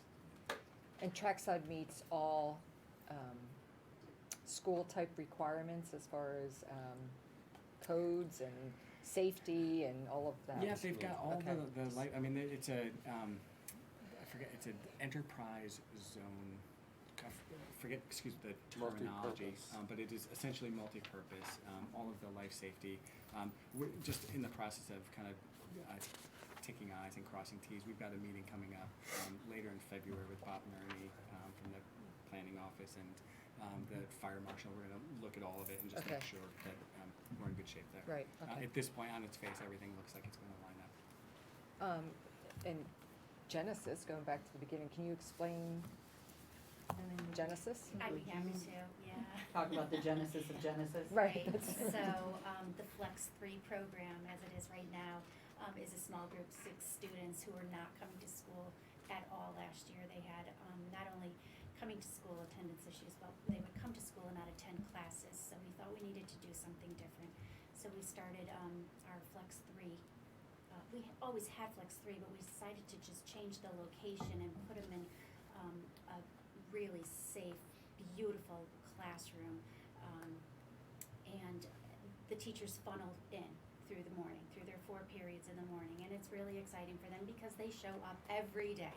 So we're there to teach them. So we said we need a name. This would be great if we can call it something other than Flex 3. And the students were brainstorming and putting things all over the walls and names, and it was great. And then my quietest boy walks by and he says, well, I mean, it is the beginning of something new. Why don't we just call it Genesis? And with that, he went over and he put the music on and he started playing Genesis. So that's really how it came. So I do have to give him credit for that. But so now as a child graduates, to Isabella's point earlier, her pride in being a Wilton High School graduate, will these kids be graduates of Genesis or will they be graduates of Wilton High School? Wilton I think the same It's a program of standards. Wilton High School, it's just located separately. Okay. But I saw, like on the schedule, you would recommend they would have the option to come back to Wilton High School for extracurricular. What we would want to have opportunities, and what being in Wilton affords them, is to be able to participate in the Wilton High School community. So they could be on a sports team that, assuming they meet the standards for all of that, they could participate in the music program. And there's also an opportunity for a student who might be feeling stronger and ready to come back, to spend some time at Wilton High School, even taking some courses here because of the proximity. You can't do that from most of the private schools. The distance is too great. So they can't do it. They can't get here in time for practice without missing instructional time. They can't make it. So this would afford that opportunity if and when a student might be ready to transition back. If that was part of their goal, I anticipate that we will have some students who do that. That it's that 7th through 10th grade, those 4 years are particularly challenging for many kids. So if you can catch them before things sink too deep, then getting back into the high school, or even if you work 7th and 8th graders well and skill them up, we say, in our world, skill them up in 7th and 8th grade, then that transition to 9th grade is easier. So I think there are ways that, and each individual student would have different opportunities based on their and their family's goals for them. What do you anticipate them doing on Friday afternoons? Because according to the schedule, they have it off. Right, we pulled together a schedule that looks, it's a 4.5 day instructional week. We start a little bit earlier than Wilton High School. So we're capturing about, I think it's 2.5 additional hours with longer days Monday to Thursday. And the students would be released at the half day on Friday so that the team of teachers could do professional learning, meeting with other families who might be interested, working with outside professionals to do that kind of wraparound service model. So that the whole team would be available to do it. It's a pretty standard schedule in alternative to have one day that's a shortened day for students. We thought that for our adolescent kids, a little early Friday release after a long week of intensive work might be also a motivator to them. And I mean, I'm not as familiar with a lot of the after-school activities at the high school, but if they wanted to attend something, they've sort of got this gap of time where There's not a whole lot from clubs and all of that that happens on Friday Okay. after school. Varsity games. Yeah, that kind of thing, but the other things are typically not Friday. But that brings up the question about transportation. So the day starts, so do you imagine one bus that's gonna go around town just for these kids? Or are they all gonna come to the high school first and then be transported over? How's that gonna work? I don't think that we should have the kids come to the high school at all. I think Okay. we should avoid the high school building completely. If we could get a bus to pick up all the students, that would be ideal. And it wouldn't be at the same time of the other Right, because the buses running. days don't, right, so Right. in your And some transportation. students in the high school Okay. drive, Exactly, so they would drive. yeah. So it wouldn't necessarily be all the kids all the time. So I would anticipate a one bus model.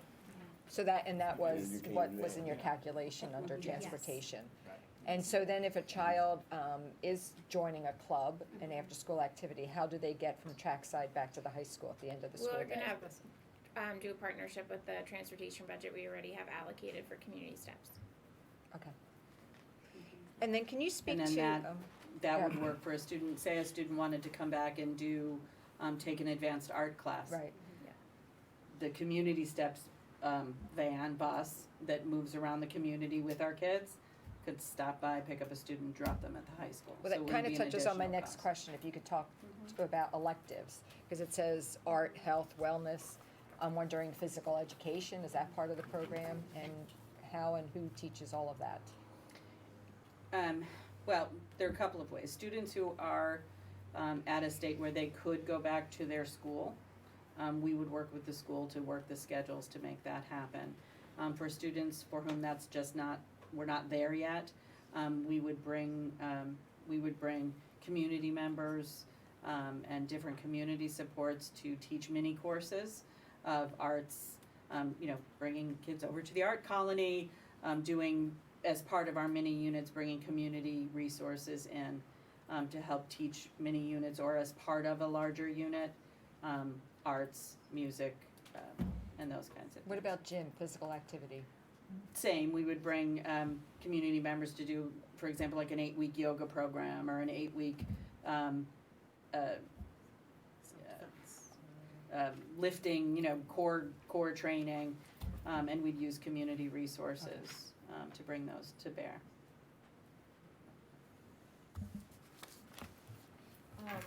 Could you continue to sort of top lining the answers to this question? Okay. That was all question one. While you get- I think we touched on a lot of it. We touched on a will lot of them. again, the question is, will it impact enrollment? I anticipate that we will prevent outplacement.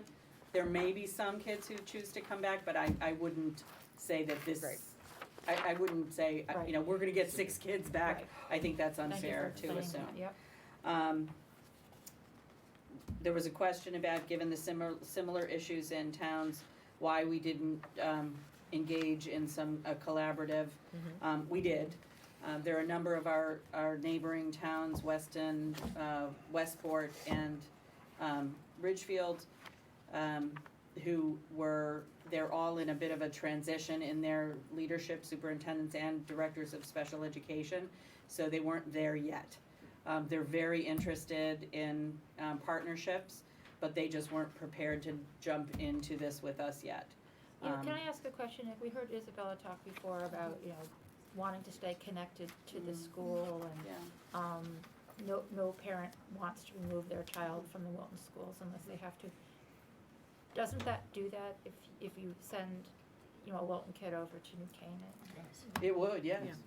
Yeah, I Yes. want to just speak to that if you don't mind, because when we first started talking about the concept more than a year ago, the notion of keeping our students in the community was right at the center of that conversation. And then second to that was creating opportunities in a flexible way to allow our kids to have access to all of the other wealth of wonderful programs that the high school offers.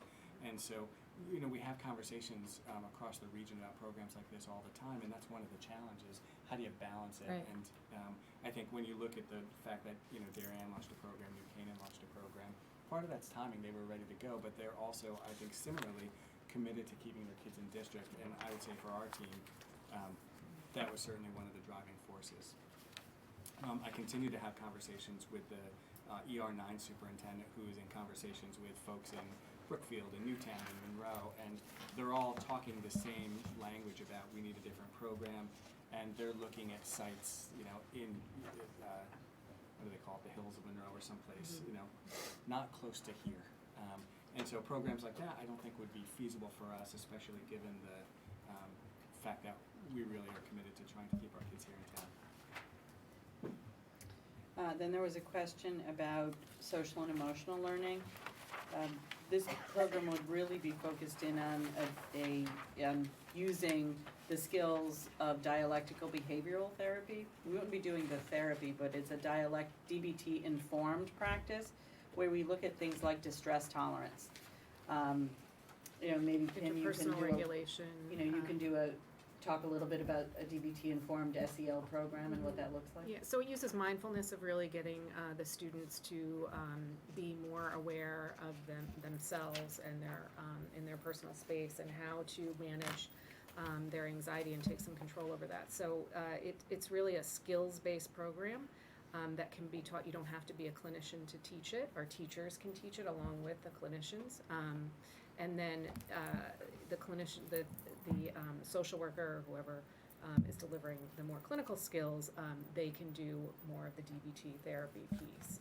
But the schools-based skills piece is a really focused program in helping kids to enhance their skills around distress tolerance, interpersonal effectiveness, mindfulness, and emotion regulation, which are such important skills in adolescence, because a lot of the behavioral interventions and the needs that we see are around those core areas. So it's skill building every morning. They're doing a morning group kind of check in and check out, and giving the kids the opportunity to practice those skills in the milieu, and having the teachers skilled up on that as well. So you're really infusing that in all that they do.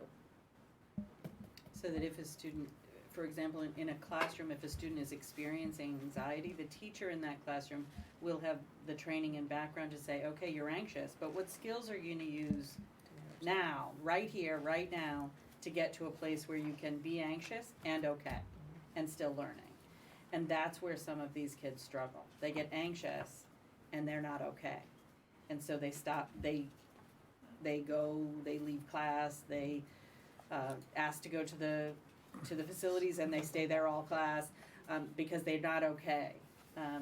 And so those are, and sometimes that not okay rises to the level of a panic attack. And so we have to teach them how to live in that moment and be okay. And then get back to learning. So that's kind of how the overlay of SEL is within the classroom as well. So there's obviously a lot in the schedule that regardless of the student's age, whether they're 7th grader or a 12th grader, they could all do together as a group or whatever. But now you only have 2 main academic teachers in humanities and a STEM. How do you handle, because there's obviously a huge difference, or wide range of expectations and curriculum requirements in that age. So how do you teach all the different levels of math and all the different levels of English and what have you?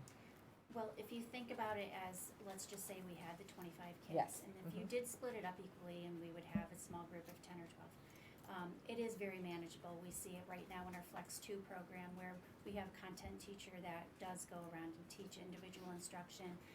For example, in her Flex 2 math class, she does have 12 to 13 kids in there, and it's working out just fine. We also would have, or hope to have, a special ed teacher who can come in and help possibly co-teach the class if a student was feeling anxious or upset, or any skill that they actually need, executive functioning for that matter. that special ed teacher could somehow co-teach a bit over here and then maybe rotate into the other class and do it over there. We do that all the time already. It would just be in a smaller setting. But the students would be separate, the middle school would be separate from. They would be separate. I think it would be very important to keep the 7th and 8th graders and possibly a 9th grader depending on where they are and what level they're at. So I think we possibly could have 7th, 8th, and 9th graders in one room while we have the upper level classes in the other. And these- Also, part of alternative learning is that you're really building a community. And that community, even though it is a multi-age community, you bring kids together and separate and together and separate as the needs develop. So again, in a project-based learning format, you might have students in 7th grade working in that election 2020 unit, but the skills they're developing and the standards they're working to are their standards. And a student who's in 12th grade meeting the 12th grade standards, they're working at a higher, what they have to do to show mastery of standard is at the higher level, even though they're working in the same unit. Does that make sense? And then the math STEM teacher would pull small groups to work on very specific skill-driven things, and then they come back into the project. So it's what makes it alternative, is that it's not that traditional bell schedule.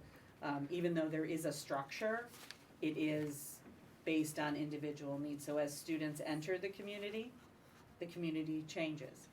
And so each and every year, the students would help drive what that community is working on. Sounds to me like a very specialized and highly skilled teachers that we would need.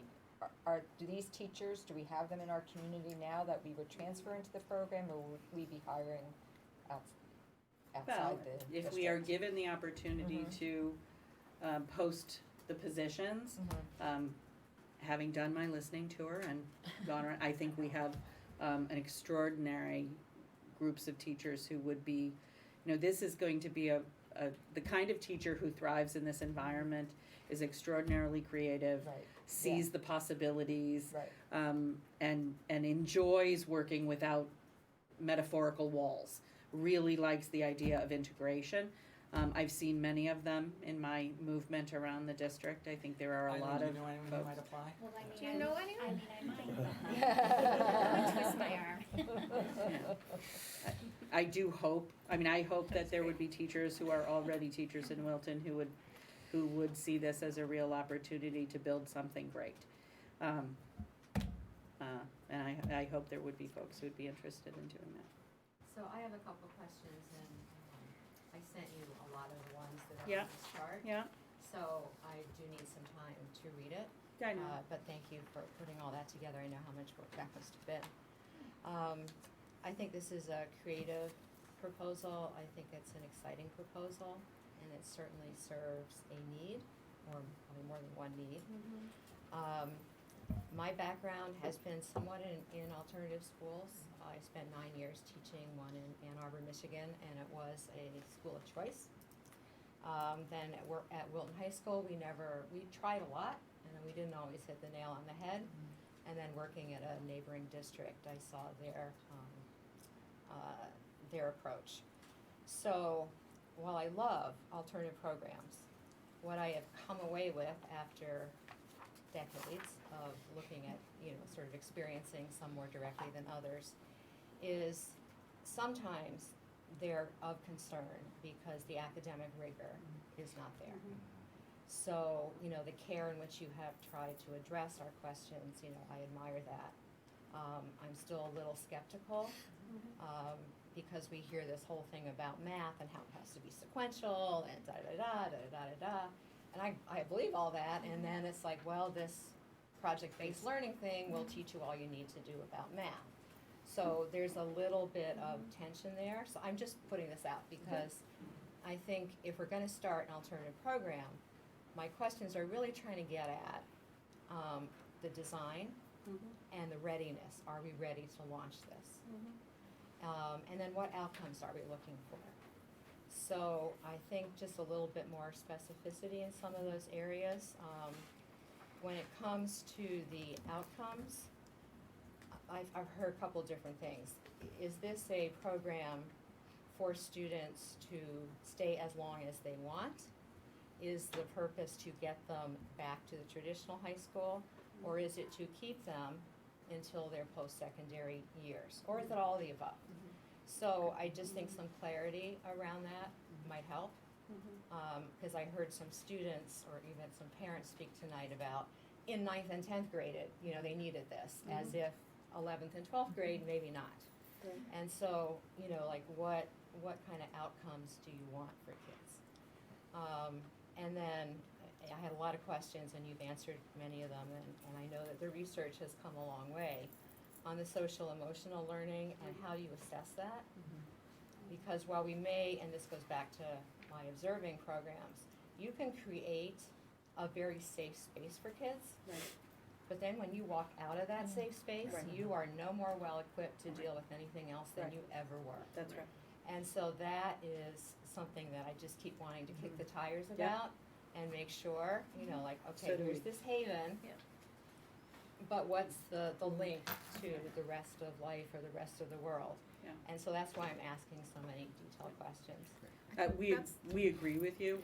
We're No, not that's interested in but- creating yeah. a place where we just bubble wrap kids. Yeah. It really is skill driven, and the challenges come in moving, whether it's the projects start to become more challenging, not only academically, but where the learning happens. So pushing students out of that comfort zone to practice those skills. We've talked a lot, this group and I have talked a lot about, for some students, it might need to be where they are throughout 7 through 12. I don't anticipate that for a lot. Most students, it will be a short-term year, 18 months, 2-year event where they get skilled, but we'll also have the opportunity to transition them effectively, Okay, rather could than you- just pulling the rug out from under them. Could you write that then in Sure. some of the goals? Because Sure. the long-term look, really wasn't quite there. I and just that- wouldn't, I would want to be clear that for each student, the goal might differ slightly. Yeah, but I Right. would say that. Yep. Like there'll be a, like when you enter, you might have a goal of returning or not. This is it. I think that's the beauty of having it locally within the community too, because it gives us the opportunity to bring a student back, even if it's just to try one class, to be able to use their skills in a larger environment and then build upon that. Where we might not have that opportunity when we outplace kids far away, so. And get feedback from the kids about where that sweet spot is. What are the things they're struggling with? Right. Often we send a student to an outplacement and they do well, and then it's, should we bring them back? Can we bring them back? But Is there it's a an all or transition? nothing Yeah, event. Yeah. And it's event, and it's a seismic shift versus being able to practice the skills in a more challenging environment while still getting the feedback about how to make that possible. So. And then the last thing I'm sort of struggling with, in a good way, is the profile of students admitted to the program, no matter whether it's referral or self-referral. And the choice piece is important. You never want to force a kid into Right. a placement. But having said that, can one program solve all, a range of needs? For instance, I don't know whether it was the Darien proposal or it might have been some other proposal, but they purposely, students with serious behavioral problems. Right. Likely not our student. This is not gonna be Right. it. So when you say we wanna take anybody interested, I would be a little careful of that. Right. I wouldn't Yeah. wanna promise everything for everyone, when in fact, it's really for this cohort of kids. Yeah, So I know that's a struggle because you wanna take all comers, but on the other hand, how many needs can you really address if this is a targeted program or not? Right. We took a stab at that concept. We agree, they're a student who's very explosive, for example, might not be the right student for this program because it might be a detriment to other students. And so we might need to look at a different kind of programming for that student. Sometimes, however, these same issues manifest themselves differently for other kids. So we want to have some freedom to do a case-by-case analysis, a student-by-student analysis, with the family to really talk about may not be the right environment, but there are still other options, as we do now, and as we look to other options for those kinds of kids. But I agree with you. We want to make sure we design the program to meet a need, and then we can meet that need. And again, I look forward to reading the answers here, and thank you for all the work. And so again, my questions are around design and readiness, and so that's why I just keep kicking the tires. So. We share that challenge, and we know there's still a lot to be developed and decided as, if we were given the opportunity to move forward. And everything you're talking about, we talk about a lot. So we are right there with you. We agree. On the readiness question, because that's been one of my own, and I asked that to some of these guys today, and they said, we need to do this. They said they're ready. So they'll have to convince this group that they're ready, but they say they're ready. Well, that's kind of where I am. I am like 1,000% in favor of this program, and I haven't heard anything tonight that discourages me in any way. But I go back to like design, launch, and outcomes. There's just still, I don't know if I could put my finger on it just yet, but it feels like there needs to be a realistic time frame for when is the right time to launch this, and how do we know that the design of the program has been fully thought through and put in place, curriculum has been written, all those project-centered learning opportunities have been thought out and designed, who the teachers are, the transportation bugs, all of these things have been worked out and thought through, that now we're ready to launch. And I don't want to put any of you in a position where we're not 100% ready. When we do this, we need to do it when we're 100% ready so that it can be successful from day one and have nothing but fabulous outcomes as a result of it. So that's kind of where I am and what I'm struggling with still at this point. I mean, I'm getting more and more comfortable with it, and so I don't know what our time frame is as far as when we're actually going to take a vote as to whether or not to put this in our budget for this year or not. So I'm feeling kind of squeezed I'm feeling time pressure to make this decision when I don't feel like I'm there yet. Like, if we voted tonight, I wouldn't be able to vote tonight. I'm not asking you to vote tonight. Okay. No, I know that's the case, yeah. On February 21st, so we're a few weeks away from that. And as you're thinking about, I'm listening and just kind of tracking what just some the clarity points are. And I would offer to you, 100% if that's the expectation, I think we're going to get 98. And I say that because schools and curricula and programs are living, dynamic beings. And if you kind of go back to some many conversations we've had about curriculum, you know that curriculum is constantly being revised. So we start at kind of point A, and then we experience point A, and very quickly we discover we need to move on to point B. So that's just the dynamic reality. I think some of the clarity questions that you asked, we'll go back, and this will be on the agenda when we meet again next Thursday, and we'll revisit those. You'll have a chance to look at the questions and answers and come back with your follow-up. I think with just some of the other pieces, what I would say is I would just ask you to recognize that there's a dynamism here that I think we'll never get to 100% because there's always going to be something. I don't think there'll be big questions that we missed or didn't consider. These folks have experience in alternative education. That's the other thing I think I recognize as we're talking. Not many of us have good, clear mental models about what an alternative program looks like. Debbie might actually be the most informed of everyone around this table. So we'll have to rely on some of those questions based on judgment. But there is an element of we're beginning something new here, and we're going to adjust and go along. And I will tell you, as I've interacted with these folks, the level of the depth of thinking is as good as I've ever seen on anything. Probably only matched by the depth of commitment and recognition of the need that exists today. Great.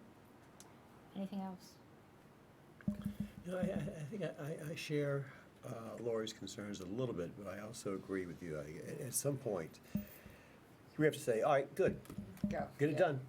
Right. Without all of the details, without all of the bus schedules worked out, without having all of that in front of us, and have faith in you guys who are so totally committed to this, that you'll get those things decided, get those things worked out, and that when the day comes, if it's September of 2020 or whatever it is, we'll be there, we'll be ready, and we'll have a program in place and a plan in place that's going to accomplish what we're trying to set out for.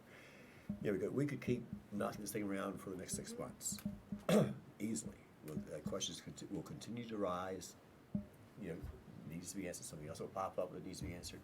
At some point, we've got to put a stake in the ground and say, all right, we're committed to it, go do it, and make it happen. And I'm ready to do that, because I don't have the expertise that these people have, I don't pretend to have. I know there's a need, and hopefully you guys can figure out how to solve it, okay? Okay. Well, we look forward to the additional information that was requested, and we'll continue to give this thought. And I think, thank you very much. Again, this is your expertise, and from the parents tonight who came and spoke, and clearly there's a need, and we want to get it done right. So thank you very much. Thank you for your time. So we'll have this again on our It'll next be on agenda the for next further series of group agendas. discussion? Yes, Okay. right through the 21st. Yeah, we'll revisit it again. Including the 21st. We don't have to vote until the 21st. The 21st, and we arranged it that way because we have a financial proposal living in the current operating proposal, so that timing makes sense. Okay. Is that also the night that we're voting on the budget? Correct. Okay, so, Mhm. but this will be a separate line item, action item. Probably Okay. part of the budget. Under the action items, this will be a separate line We item. will To vote to establish an alternative Right. learning Be program. one, and Will be then one we'll vote. vote on the budget. The And the- operating yes. budget will be separate, correct. Yes. Gotcha. Okay, review and discuss the superintendent's proposed budget. So, in the past, as you did this time, we received 28 or so questions beyond what we discussed, and some of these we touched on in the 3 board workshops. In the past, we'd gone kind of one by one and through them, both for the benefit of the board, but also for the benefit of folks who might be watching at home.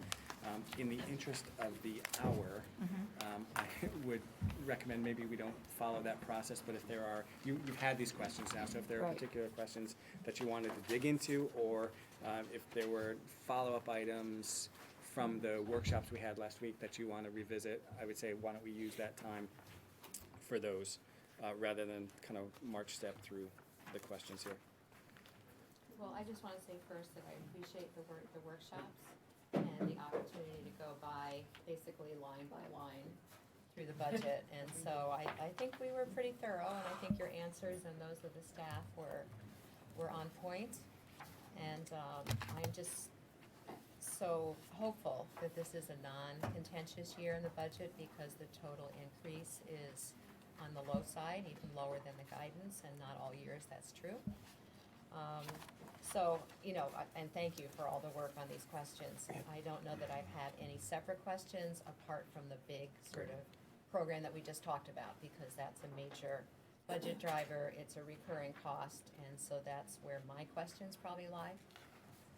And that's not to criticize the proposal, it's like, okay, that's the piece I don't quite know about, whereas you made it really clear through the workshops, some of the other pieces. Anyone else? I'm good. I don't have any additional. Okay, I think that's a good idea to just All right. reflect on them. Okay. We're gonna move on to action items, or, yeah, discuss and approve the Wilton High School Costa Rica summer trip. Only if we can go. Like tomorrow. I'm sorry, we're not discussing? So that'll be after the Costa Rica trip. We moved that. Okay, we Right. moved that to the action items. Okay, gotcha. Is there a motion to approve the Wilton High School Costa Rica summer trip? So moved. Is there a second? Second.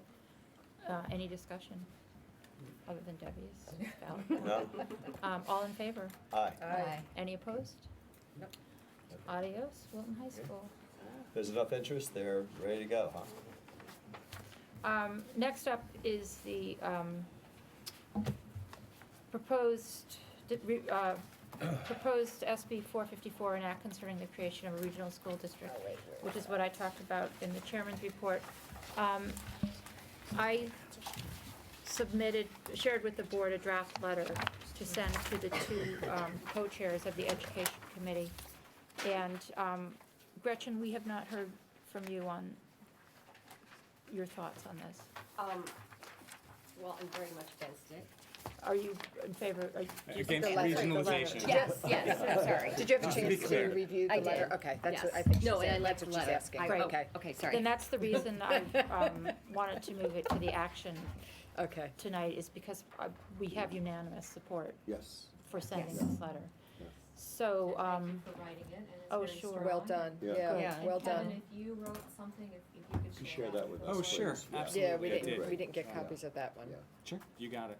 I should also mention that our first select woman got to me this evening, and I'm now the proud owner of a new Facebook page for the Board of Education. So I'm going to friend everybody in this room, and you all can friend your Maybe I friends. won't accept your friend request. Well, we have, I'm very stingy with my friend request. well, then you will, I will let the first No select response. woman know. It's part of a big effort to create a sustained campaign to defeat this proposal. Our elected officials are very concerned about this. Can we talk As about our just why homeowners. the bill needs to die? Oh. It can't be watered down to a study. No, it needs to die because there's no reason for it. Plain and simple. It's not There's no- education-based at all. It's not education-based at all. Here, Right. this is the entire bill, and the fact that That's it? the Okay. Really? co-chairman of the education committee hadn't even Hadn't read read it. You know, it just boggles my mind. It's less than a page. It's all. I think there's it's going no- to evolve into something bigger than that. At this point, it's a concept. Well, it just needs, it was to create a commission. We don't need any more Glenn, commissions. can Lucille make a copy of that for all Yeah, of us? that's- Thank you. Yeah, yeah. Oh, That's the sure. entire bill, and there's no educational benefit whatsoever Well, to that proposal. I've None. just been able to read what's in the press, Yeah. which is Yeah, minimal, right. What's about the bill? about the rationale. Yeah. You know, there's no demonstration that it's going to either save resources at the state level or the Yep. local level, Yep. or improve outcomes for students. And it seems to be divisive and threatening of, obviously, local school boards' autonomy. So it does all the wrong things for reasons to which to me, are mysterious. So, you know, on the other hand, I don't wanna say, well, I don't wanna hear about it, because I kinda would like to know what the logic was, so I could figure out, is there something else going on? Is there some other motivation for this? You know, where is this coming from? We were with Representative Lavielle this evening, and Superintendent Smith asked that very question. Out of clear blue sky, that's where it came from. Yeah, there seems to be an assumption that there is some financial benefit, despite the fact that Can't find there's one. no empirical evidence to suggest there's that been no- in the areas of. Representative Lavielle suggested that, you know, it's such a bad concept on its merits that there needs to be strong opposition now and every time it's raised in the legislature. And she expressed a concern that sometimes a pattern emerges where a concept will be introduced, it won't have support, and then the trade-off will be to turn around and to create a study group. And then over a period of years and subsequent legislative sessions, that study group produces a study, and then they pilot a program, and then the pilot becomes the justification for wholesale adoption. And so there was some fear expressed that with this particular bill, that could be the pathway. And so, you know, she was suggesting that we all be very vigilant and vocal about our opposition, but also really communicating actively that, you know, to the best extent possible, we don't let it get to that stage. Well, because the first thing in the bill. Other towns, like Because outside they're- of Fairfield County. I mean, if this is an entire state thing, have Is it similar to Wilton? I can't speak for the entire state, but for the, you know, the small group that I've spoken with from all over, I haven't spoken to one person who thinks it's a good idea. And I think there's some consensus around that it's not a good idea for the very reasons that we don't think it's a good idea. When you read the bill, the very first, I think, first sentence is to create a commission to study. Well, that's the last thing we need to do. You know, that's the Spend first money on step. From there, it leads on, goes on. So it should be killed right now before that ever gets done. Anyway. So you can all look to my Facebook page. We need a motion For to Untitled. tell you to send the letter? Yes. So moved. Is there a second? Second?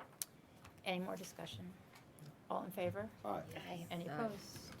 Okay, so I'll send that off, and I will, copy it to like the local media and stuff, so we can get the word out on that. Express mail. Right. I'll drop it up there myself. Yeah. Is there anyone, where did you go? It was something we said. It was something we said.